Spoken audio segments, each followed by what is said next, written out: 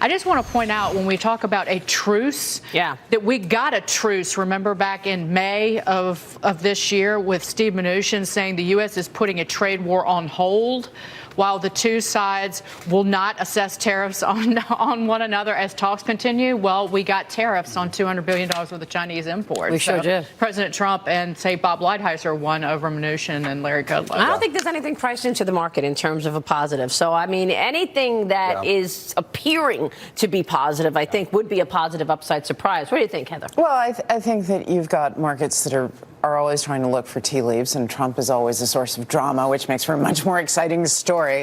But the reality is that what really matters is what the Fed does.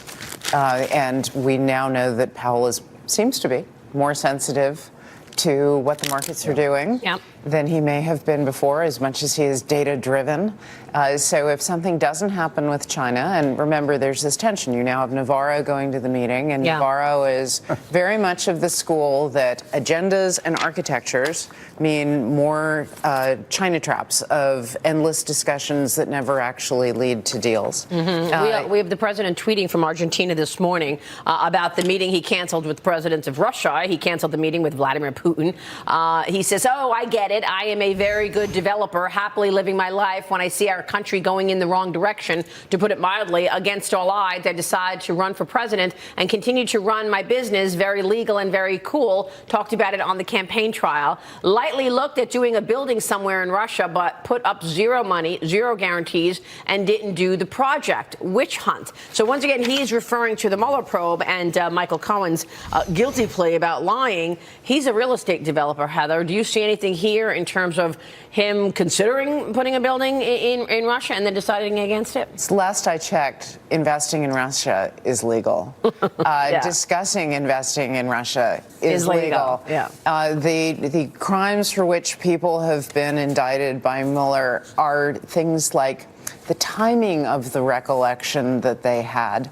The Russians who were brought to heel were not for crimes having to do with Trump.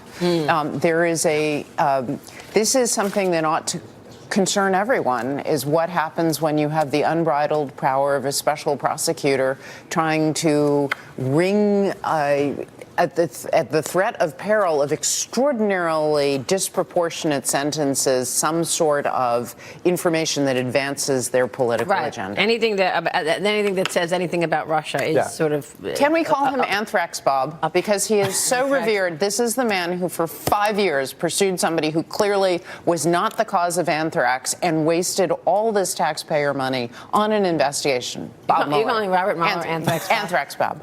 You can test that one out and see how it goes. Let's not forget what happens when you have no checks on prosecutorial discretion. That's a fair point, Heather. Yeah, but Bob Mueller is there in part because of mistakes that the Trump administration made by putting Jeff Sessions in as the head of the Department of Justice and not knowing that he was going to recuse himself. So there's a lot of blame to go around about why Bob Mueller's there in the first place. Yeah,